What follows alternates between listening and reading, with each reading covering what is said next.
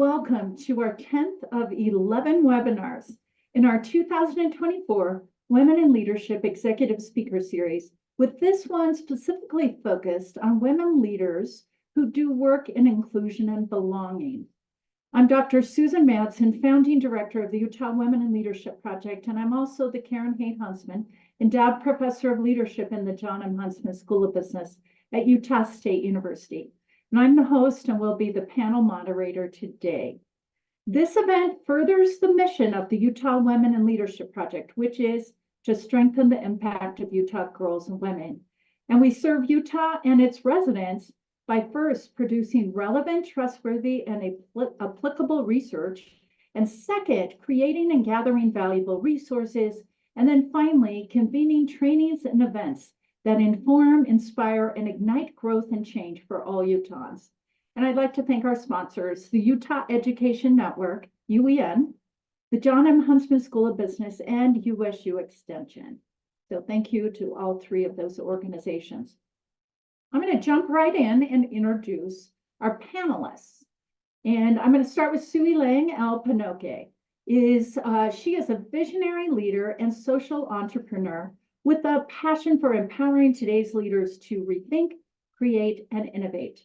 As Senior Vice President of Culture at Science Bank, she's responsible for directing the bank's strategic vision to champion inclusion and belonging and culture through the organization and build economic inclusion locally, nationally, and across the banking industry.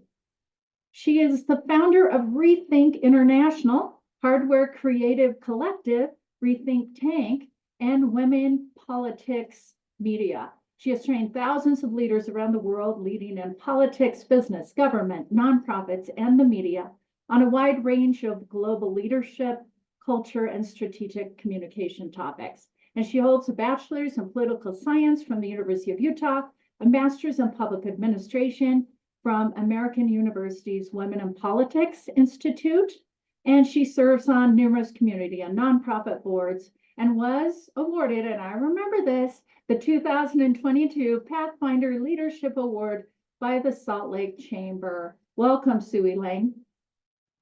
Thank you, Dr. Madsen. Such an honor to be here. And I actually, before I introduce Nikki, give a little bit of space between the introductions, the bios. Why don't you start by giving us just a little more background about your career path and how you have come to the position that you are in today? Sure. And welcome, everyone. Thanks for joining us today for this exciting conversation, even for the three of us, Dr. Madsen, myself, and Nikki. A little bit about my background. So my background is not in banking, and some people find that shocking. When they hear that I work at a bank, they think I can process their small business loan. And I'm really not that person, but I have a whole host of colleagues I can refer you to. But as Susan mentioned, I'm originally from the beautiful islands of Hawaii. So I was born in Honolulu, raised here in Salt Lake City, Utah. And as a woman of color growing up in a place like Utah, I quickly recognized the disparities that existed amongst women and people of color, particularly in the political arena. So that drove my passion to pursue a career in politics. I studied political science at the University of Utah, and then moved back east to Washington, D.C. I lived on Capitol Hill for about 13 years doing this work. And I describe the work as diversifying political leadership, getting more women, people of color, and young people elected to public office, recognizing that public policy absolutely impacts everyone's lives on some level, and that these governing bodies should accurately reflect the demographics of the communities that they serve. I also did a lot of work in media. I call it democratizing the media landscape. So amplifying the voices and stories and policy perspectives of women, people of color, and young people in the local and mainstream media. Did that for about 13 years. Also did some global international work with women in Kenya, in South Sudan, as well as in Nigeria. Came back to Utah about 7 years ago and did some corporate diversity work in Utah's business community, did some of that nationally as well. And then somehow I wound up at Science Bank. And thank you, Dr. Madsen. I know you are one of the local community leaders that I'd built a relationship with who had recommended me for this role. And I celebrated 3 years at Zions Bank last year, December Wow. 1st. And it has been a whirlwind of just impactful work. Doing this type of work through an institution like a Zions Bank has truly been a highlight of my career.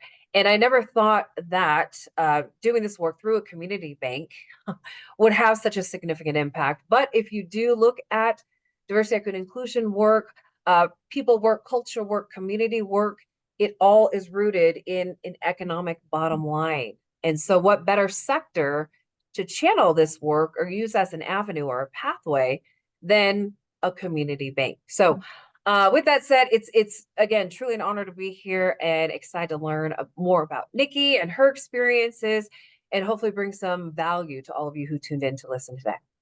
Thank you so much. And I'm sure Nikki will argue that the tech industry is one of the best ways to move forward the work in many ways. But let's move to Nikki, her bio. So Nikki Walker currently holds the position of Director of Community Engagement and DEI, which is Diversity, Equity, and Inclusion at Domo, a prominent tech company. In this role, Nikki is dedicated to fostering strong relationships and connections between the community and the company, while also championing diversity and inclusivity within the organization. She is a highly accomplished professional with a diverse background in public relations, communications, and community engagement. Born and raised in New Jersey, Nikki made the move to Utah only in 2017. Although that seems, that's like 7 years ago, and has since become an integral part of the local community. And I would say that is so true.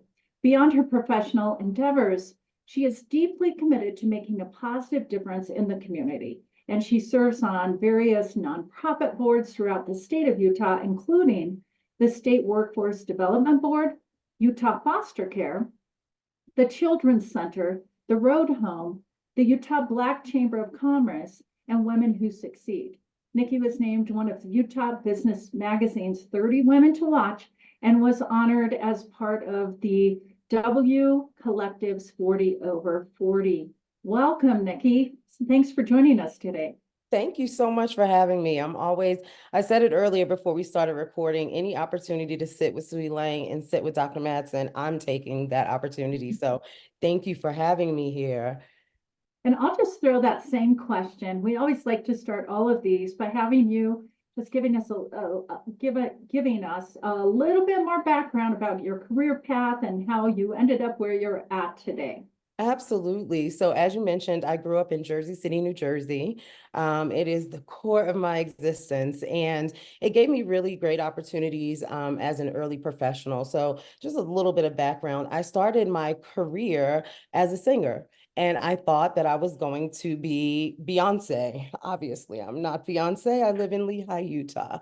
But when I decided that music was not going to be the thing that I did, I turned to my communication skills and said, I still want to be involved in the entertainment industry. How do I do that? So I, through mentorship, was able to secure a mentor who was deeply steeped in the industry and held me under his wing for 18 months. I then decided that music was not what I wanted, but communications and public relations was. So I got into an agency where I started as an associate. And by the time I left, I was the vice president of the company, having launched inclusive pieces to that organization that hadn't existed before. So, back in the early 2000s, in beauty, of course, there are still disparities about what beauty looks like to America.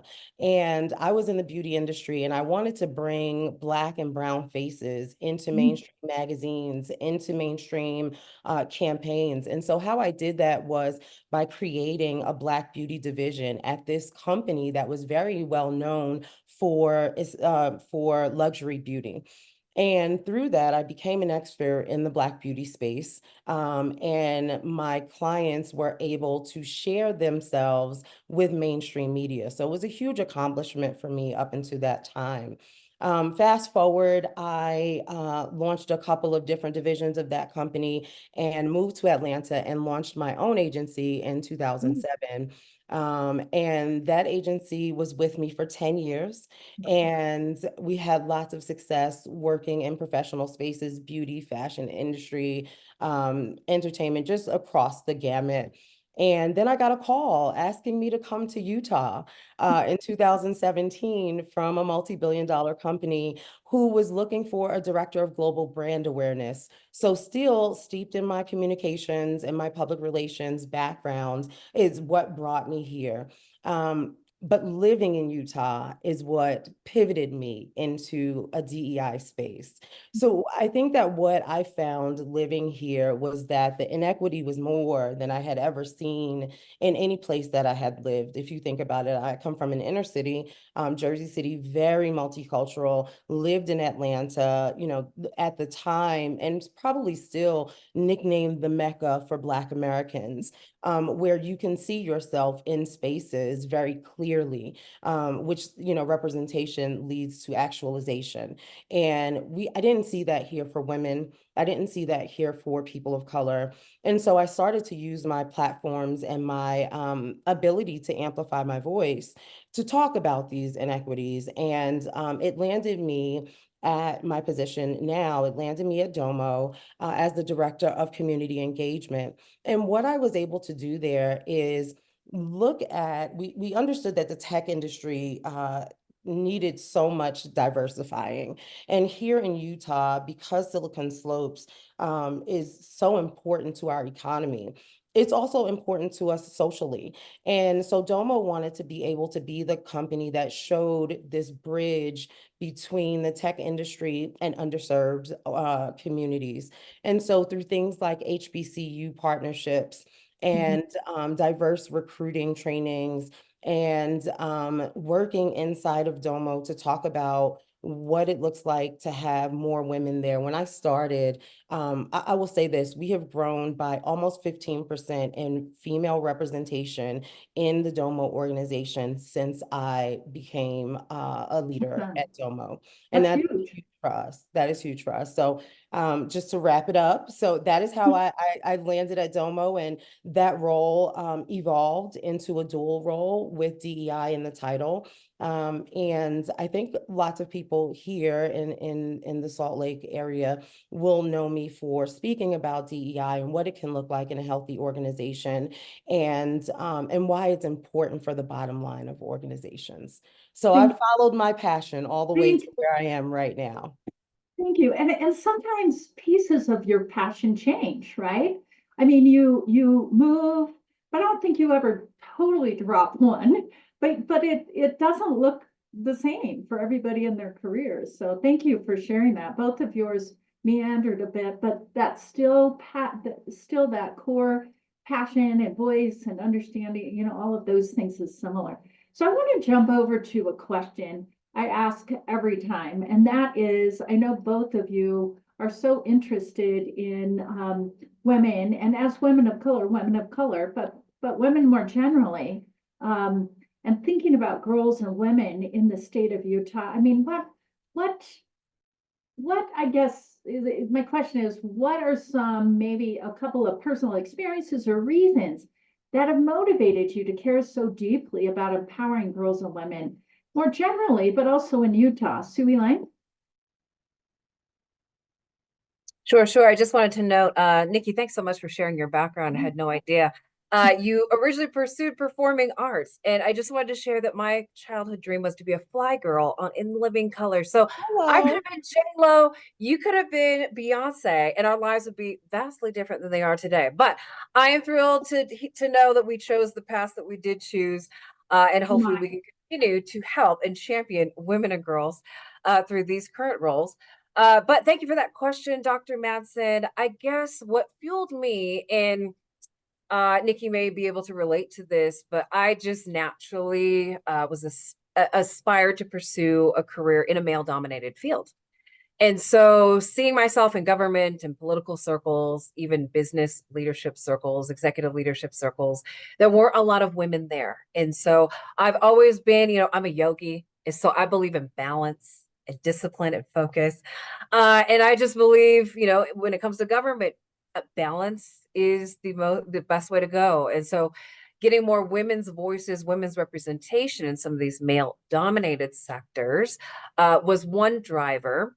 Another one is I just saw myself in these young women, and I know what it's like to not know what you're going to be or who you should be when you grow up. I'm still kind of in that process. I think it's a lifelong process. Yes. And so I wanted to help other women and girls like myself. In addition to that, I am the proud mother of a 20-year-old young woman who is taller, smarter, and much more mature than I am. And so I seek her counsel and advice on almost everything that I do. And so that's another driver. And just seeing and knowing women the way that we know women, oh my gosh, we bring so much value to the table. We far too often second guess ourselves and our ability. And so if there's any way that we could shift that, right, build the confidence, strengthen that personal empowerment within ourselves, imagine what the world could look like, right? So those are just some of the drivers for me. Thank you so much. Nikki, over to you. And you were in more of a female, feminine kind of area, but did you connect at all with what Sui Lang was saying? Well, what's very interesting is that forward-facing PR and communications does look like a female-dominated industry, but at its highest levels, the owners of giant communications firms and public relations agencies, these are men, and their boardrooms are full of men. And so I found myself in that space where men were the elite executives, to my directorship or to my vice president, my vice presidency. And I was able to navigate that. And also, even in New York City, the communications field was very non-diverse. So often I was the only Black woman in the space. In fact, when I launched this Black Beauty division, I was the only Black female publicist who had clients to offer to Vogue magazine or Elle magazine or whomever.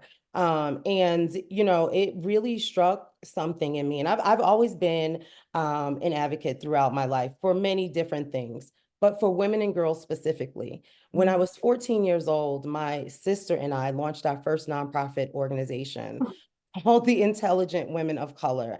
And the goal of that organization was to find female mentors in the community. We had statesmen, we had police officers, we had principals, we had all of these women come together to mentor the girls in the neighborhood, who then I paid love it. forward by mentoring younger girls and doing community service projects.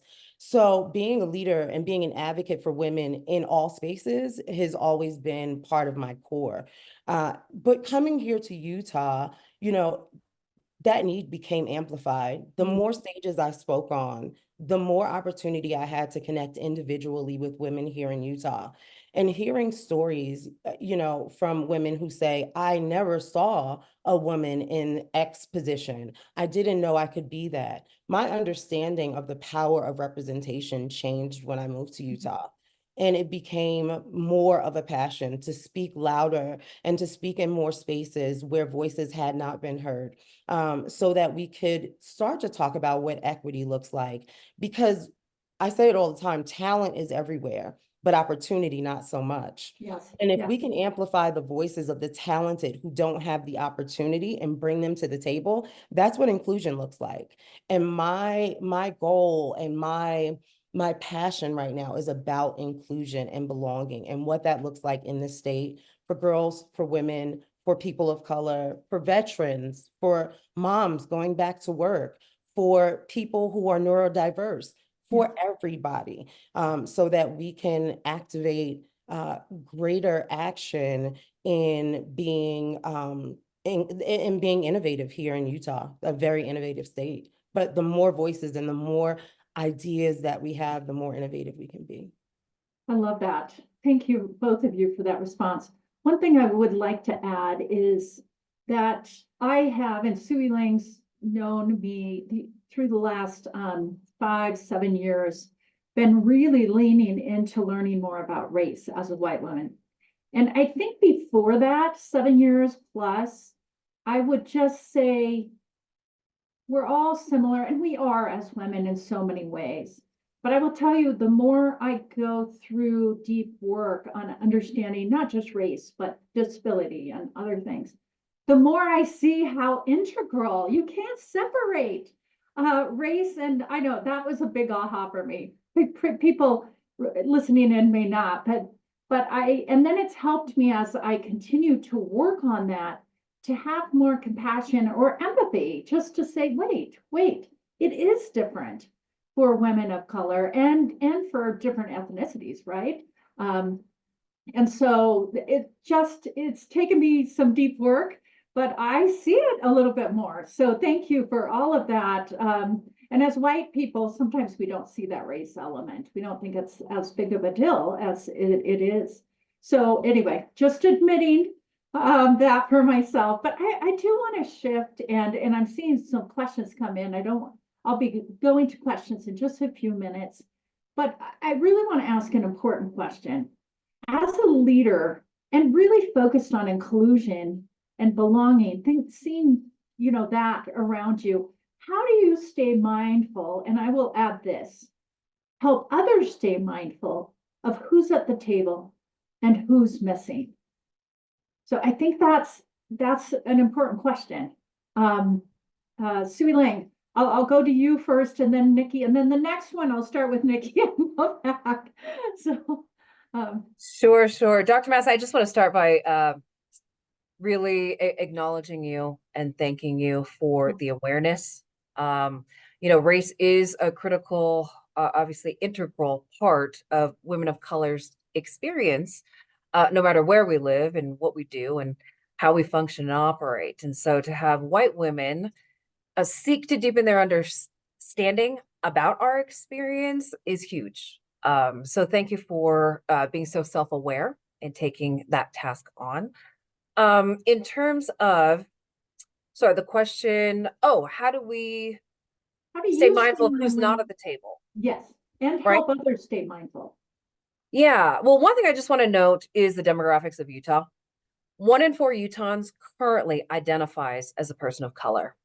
And demographers predict by 2060 that will rise to 1 in 3. So Utah ranks 30th in the nation in most ethnically and racially diverse states in the country. And so we can't continue to socialize the narrative that Utah's not diverse. It actually is. And the broader you define diversity, the more you realize that it exists no matter where you go. Another thing that I keep hearing in the community is people will move to Utah for economic opportunity. But what's going to keep them here is community, that sense of community, that we belong here. And so with that said, I know Nikki joins me in a lot of these convenings in the community. We're kind of like a welcoming committee, right? So when new people, right, who are just kind of like, what is this weird place called Utah? And they're recruited here for whatever reason, they have family or they have some connection to a job opportunity or connection to something here happening in Utah. We tend to be part of the welcoming committee. And so getting to know who is in our community is a big part of knowing and understanding who's missing at the table. Because there's so much diverse talent that has come to Utah in recent years. And I'm speaking for Utah's broader business community as well as the organizations that we each represent. Who are our new hires? How can we welcome them into the fold? What are their talents? What are their strengths? And how can we place them in positions of power and influence so that we can capitalize on those talents and strengths? So I think that's been a rule of thumb that I've tried to follow in terms of staying on the pulse of who needs to be at the table. Excellent, thank you. And I was going to ask you, but I'll ask this to Nikki. Just the same question. But how do you know if people of color are moving to Utah? To welcome them. There's probably not a checklist when you move in. You definitely know. I promise you that they know where to come. We find each other. It's a very small community. Oh, and really? so generally, one of us, not just Sui Lang and I, but there is a welcome wagon.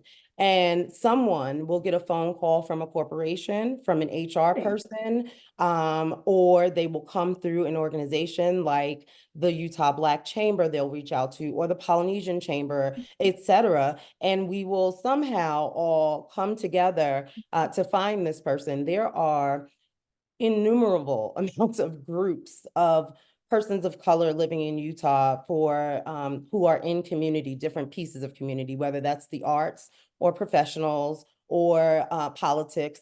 There are spaces that we have that are growing and growing. And so because we are so tied to the community and have made it a point to say there are safe spaces, there are welcoming spaces, there are inclusive spaces here. People in the position to bring people of color to Utah, make sure that they reach out to us, because to Sui Lang's point, a job will bring you here, but if you don't have community, what happens, 5 to 9? We know what's going on 9 to 5, but after that, where are you finding home? Where are you finding your peers and the cultures that you are seeking? And so as a community, Utah has really taken on that challenge and stepped up through organizations to amplify voices of multicultural communities that we can all come in contact with. I love So, that. and to your question of the voice at the table, I think understanding who is here and who has the ability to add to the Mhm. conversation at the table is important. It's also important that we champion those individuals. So I think one of the things that we do is, and Sui Lang may have said this, but socialize them in the communities where we know they belong. If we have banking people coming in, we're talking to Zions about what is happening with them. We're talking to the new banks that are coming in and looking for diverse perspectives. We're finding the spaces at the table, and we as a community are introducing voices to amplify.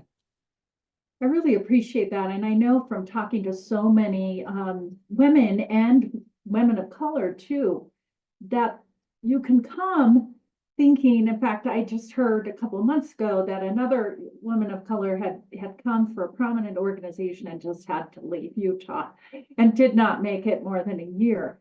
That staying is so important. And that community, whether it's churches, you're talking about after work, athletics or whatever, all connect. Thank you so much for that. So I'm starting to look at the questions in the chat, and you've talked about a few of these, but Nikki, if there's one in the chat that you're seeing already, let me know and let's pull that out. But there was a question, it feels like you've talked about this a little bit. What challenges did you have to overcome working in these spaces? And I would say you've been in Utah for is it 7 now? 7 years. 7. I'm sure you had to overcome working in the tech, but also in Utah and staying here. I mean, 7 years is quite a while for It you is. coming from the East. I'm Yeah, dialed in. I'm I'm so dialed glad in. you're here and you are staying. Don't leave. Don't leave I me. will tell you that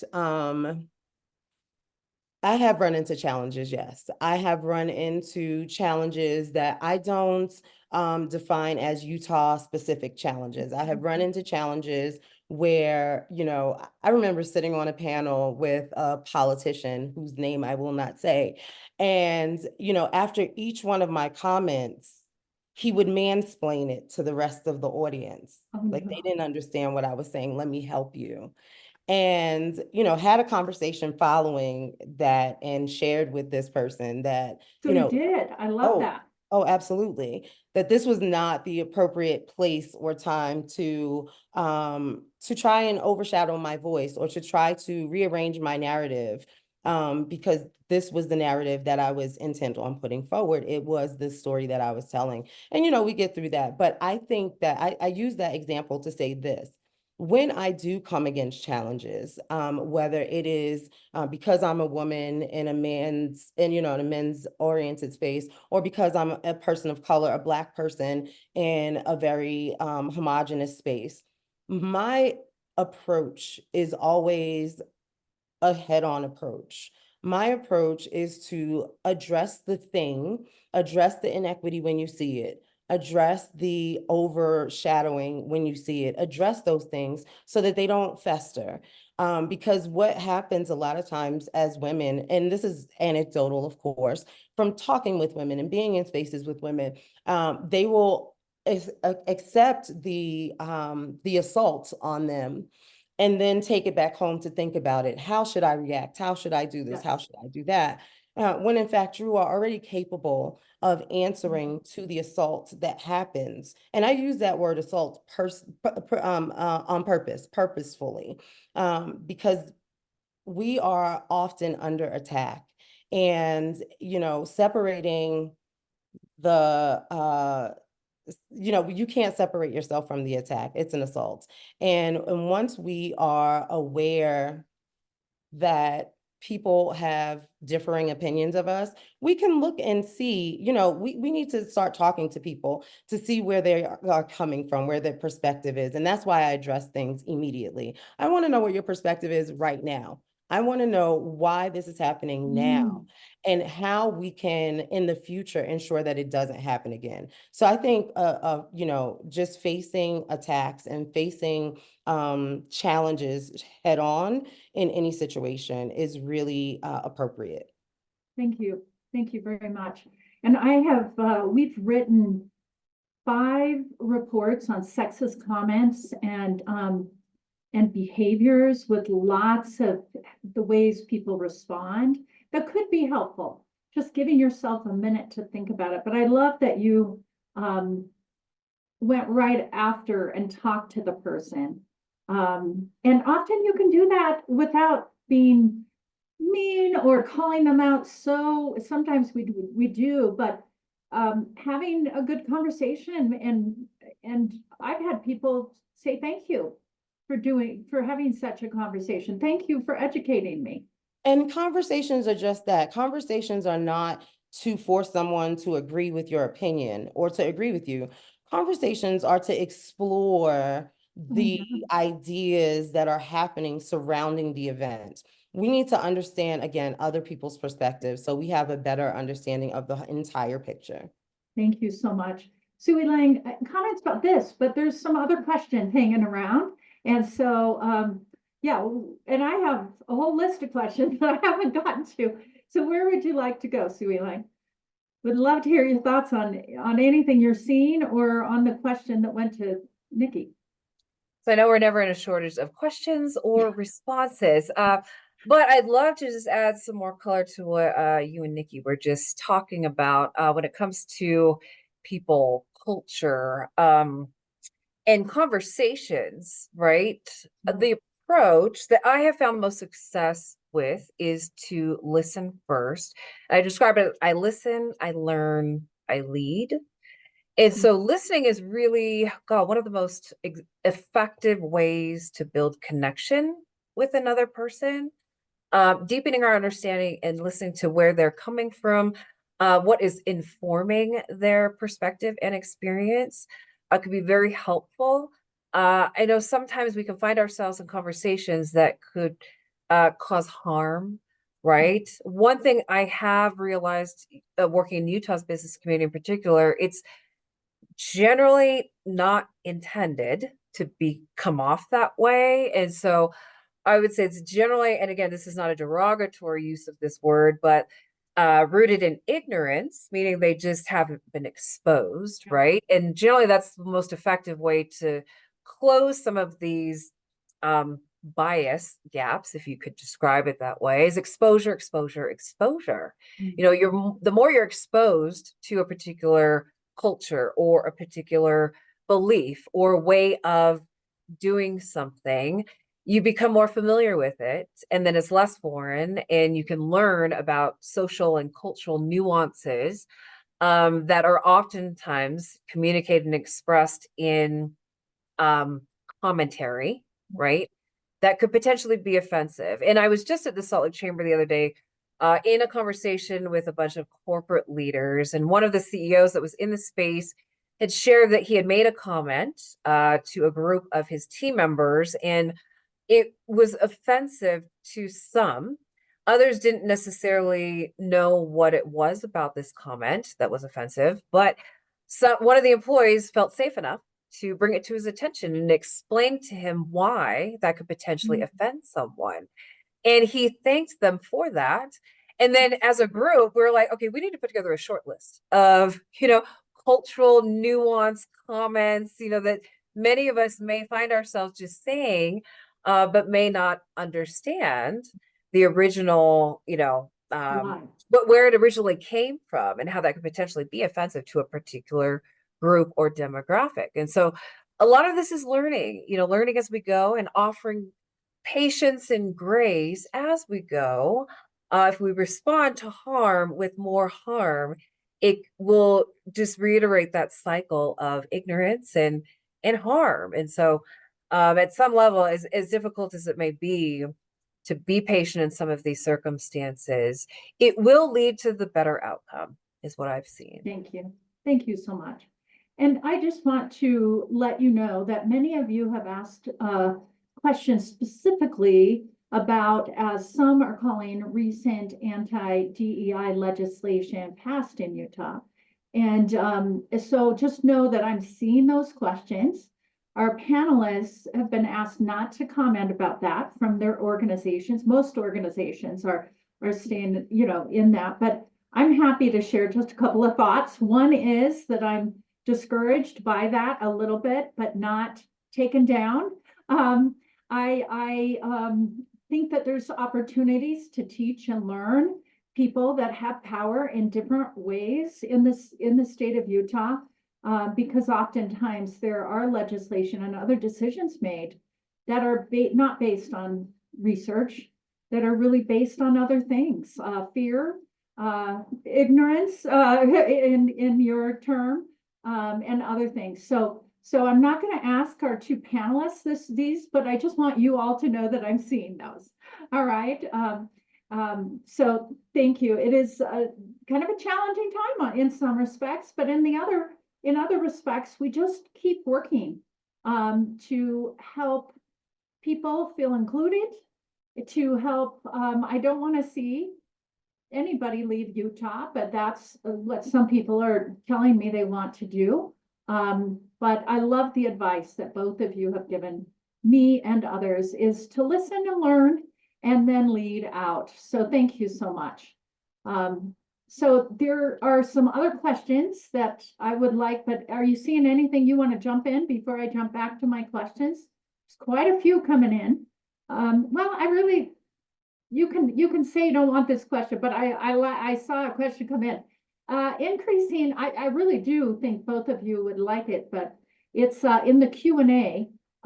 Addressing inequity or inequality in the workplace at those top levels is particularly challenging in Utah. And you two know, you read the reports that we're last place of the best and worst states for women's equality. And one of those is people in those C-suite positions. And we're significantly low. I think we're 49th of 50 on that one. So do one of you, Nikki, or either one, just, okay, Nikki, why don't you jump in on that one? I think one of the things that I'm often really happy and proud to tout about Domo is that they were one of the founders of the Parity Pledge. And the Parity Pledge says that if there is a position in your organization, vice president or above, that you'll make sure that there is a woman in the interviewing pool, in the candidate pool. And it does not require that you have any quotas or that you hire X amount of women. But what we found, however, is by, again, bringing the talented people to the opportunity, taking the extra step, the extra measure to find qualified, competent candidates who could interview for those positions, is how we had managed to change that number in our organization, being intentional. And so, yes, it is very difficult to recruit and retain talent at all levels here in Utah for a myriad of reasons. And often people will point to culture as the reason. It is a different culture. It was, moving here from New Jersey. I was like, what country am I in? it was very different. But when you lean into Utah and find those pieces that you can call your own, that you can see yourself as a pioneer in, that you can filter through and find where your voice is missing and how you can fulfill that need. I think that those people who, you know, dare I say, have the pioneering spirit, they survive in Utah. They thrive in Utah. They do well.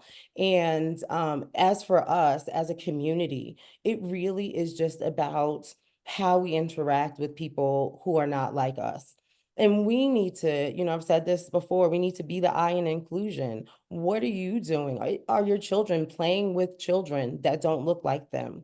Are you creating relationships with women who have a different background than you, who have a different religion, who grew up somewhere else, who have a different political view?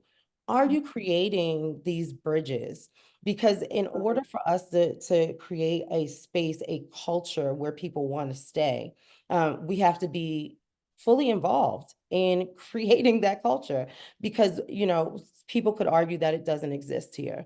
I am fortunate that I have found so many places where it does exist, and being able to be a community leader and interact with other community leaders whose goal is inclusion, whose goal is belonging, it really does give me hope that as we continue to work and do the work of diversity, equity, and inclusion, and our organizations grow larger and have more light on them, more people will come and feel like they have a home here. Thank you so much. I really appreciate that. Sui Lang, I was going to go back to a question, unless you had something you wanted to jump in that I had that I think is really important. Are you good shifting, or do you want to? Okay. Just one quick note on Okay. executive leadership for women.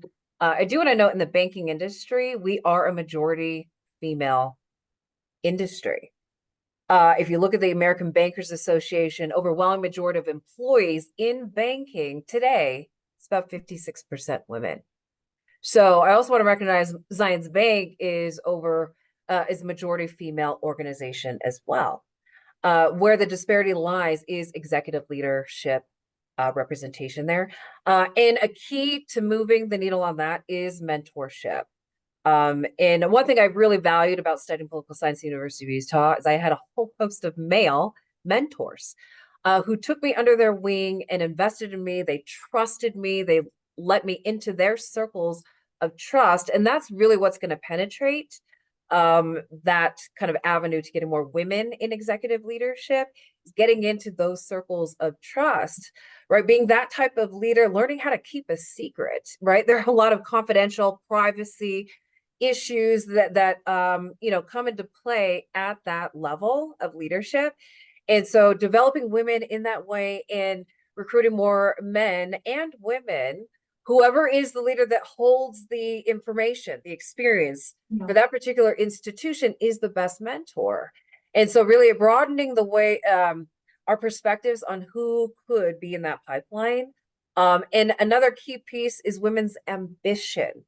One thing I've also seen, some women don't necessarily want to advance the way that their male counterparts do. They haven't expressed that interest. So one of the things I've really loved about the manner in which you go about women's equality work and just the women's leadership work, Dr. Madsen, is that you're here to just provide more options and choices for women, but not necessarily to move numbers per se, but really just create an equal playing field where if women have a desire and ambition to pursue XYZ, all the support and resources they need to be successful are there for them. I love that. And one of the things that I do talk about that I often is that because of socialization, not genetics or anything, and we see it more in the state of Utah than other places. You see it in other more religious and conservative, is that we're socialized as young girls not to aspire for some of these things. And so that's an important part of a bold way forward to actually help more girls and young women understand that they can aspire for certain things, and that's okay to do that. and that we need their voices. Oh my gosh, there's so many questions coming in, and I just looked at the time. So I have a couple of key questions at the end, but before I go there, I do want to say that I really appreciate this question, and this takes off of something that Nikki said about sometimes we don't know when we're saying certain things that it might be offensive. And so someone has asked, what are a few examples? So I want to just give one that I 6 months ago was called out, and I actually appreciated that. I love the word powwow. Oh, I was in scouts. I mean, I wasn't in scouts. I have 6 brothers, and they were all Cub Scouts. And I made my mother sign a Cub Scout book for me because I was not included in that. But someone about 6 months ago kindly said, "Do you know that it was a Native American Indigenous woman who said," and I didn't say it often, but it kind of comes out because of my history. And she said, "I just want you to know this," and really gave me a little bit of background. And I just really appreciated that. And I really try to not say that because I don't want anybody to feel uncomfortable. Does that make sense? Yeah.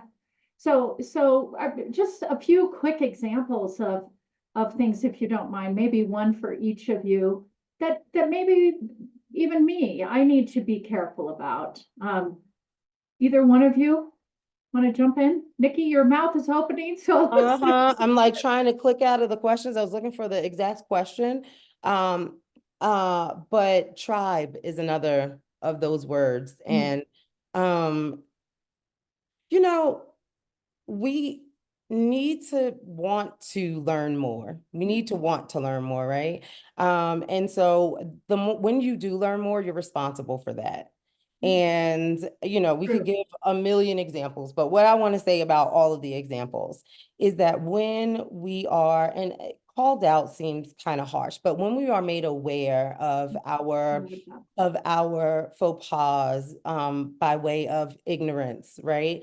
It is just really important to take that in and learn more and share that information with people. I tell folks all the time, you can get all the information, gather all of the information from a summit or seminar, but if you don't go home and talk to your children about or talk to your family at the dinner table about what you learned, then it stops with you. And what we need to be doing is sharing out information. So you have an example, Sui Lang? One I'll share, which was the colleague that shared at the Salt Lake Chamber the other day, was the term "I got gypped." Right? Gypped is derived from the word gypsy, and it's generally used to describe someone who's been cheated, and describing gypsies as thieves.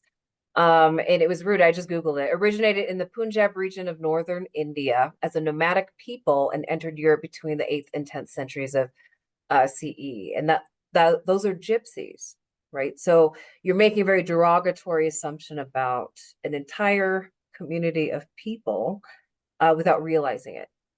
And so that's one. Yeah. Also, just wanted to note, in general practices, so many of us participate in like think tanks or strategy sessions. And when you're trying to solve for a problem, one tendency is to almost immediately jump to the solution, right? That is a very privileged practice and behavior, to think that you can understand a deeply complex and nuanced problem without really getting into the conversation and the defining of the problem with the communities that the problem is actually impacting directly.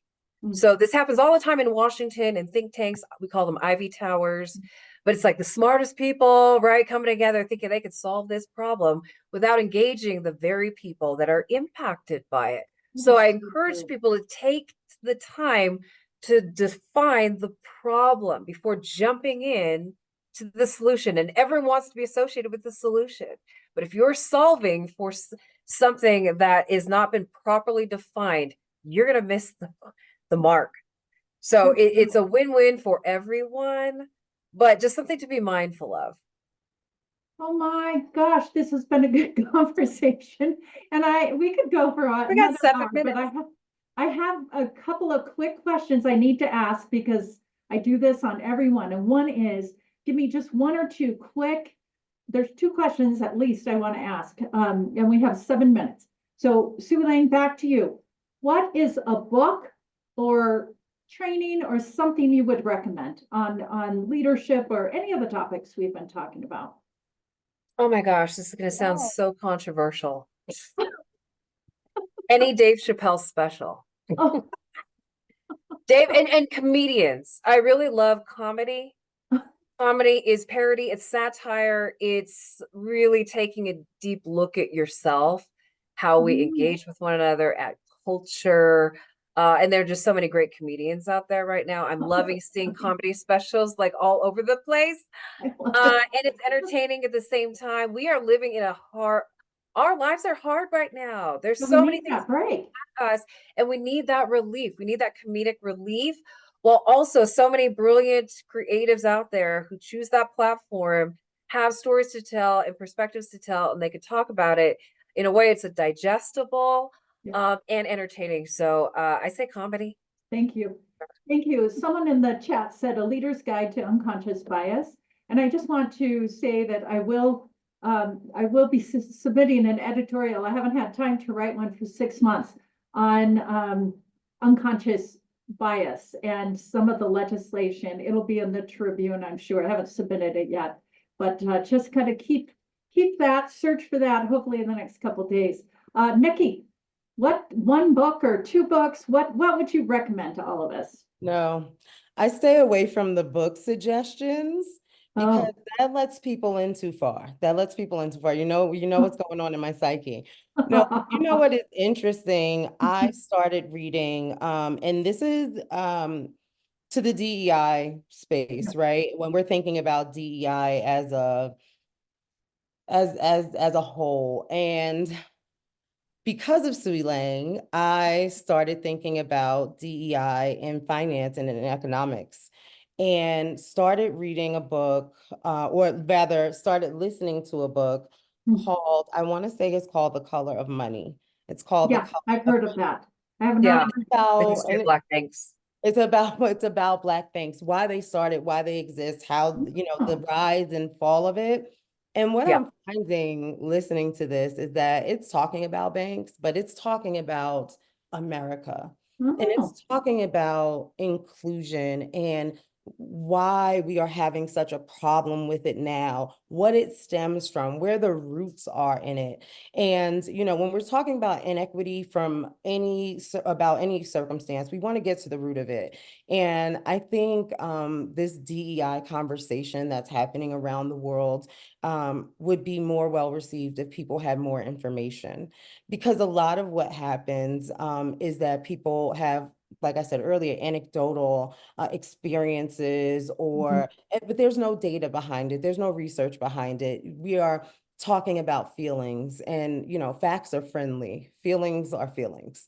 And I encourage everybody to read this book, The Color of Money, to really start to understand the plight, if you will, the great. journey of African Americans and women in this country. So that's my book suggestion right now. It's Thank the you. one I'm on right now. can I Thank add one you. thing to that book though? As I've engaged with the leadership of Black-owned banks across the country, that book is the manual, right? Really? It's Okay. also written by a BYU graduate. Oh, that's So interesting. she's academic and researcher, female. She's not Wow. Black, but brilliant at academic Brilliant. research She's and Awesome. pulling all those pieces together. Thank you. And for those of you listening, we're going to send a follow-up email with these links and a link to the video as well, so you can share it with other people. And there's other RSVPs that weren't able to jump in today. So each of you, seriously, we have 3 minutes and I need a minute at the end. So the primary goal of A Bolder Way Forward, which is a 7-year societal change movement, is to ensure that more Utah girls and women thrive in any setting. What do you think? And I'm just going to give you one.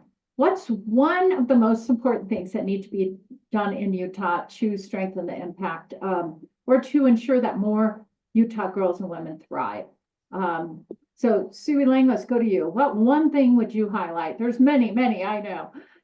The one metric that's near and dear to my heart is increasing the number of women serving in public office and having impact on public policy. Absolutely. That's so true. And Mhm. women and women of color, but I would also add really women who support other women in public office. Absolutely. Nikki. The one thing I would like to see increase, the amplification of women leaders in corporations here in Utah. Mhm. We don't see enough of them. We don't know who they are. And again, representation matters. Thank you so much to both of you, Nikki and Sui Lang, for being here. And thanks to all of you for listening in today and being part of this discussion and all the comments and chat. I also like to thank our sponsors, Utah Education Network particularly. So thanks again to everyone and have a wonderful day.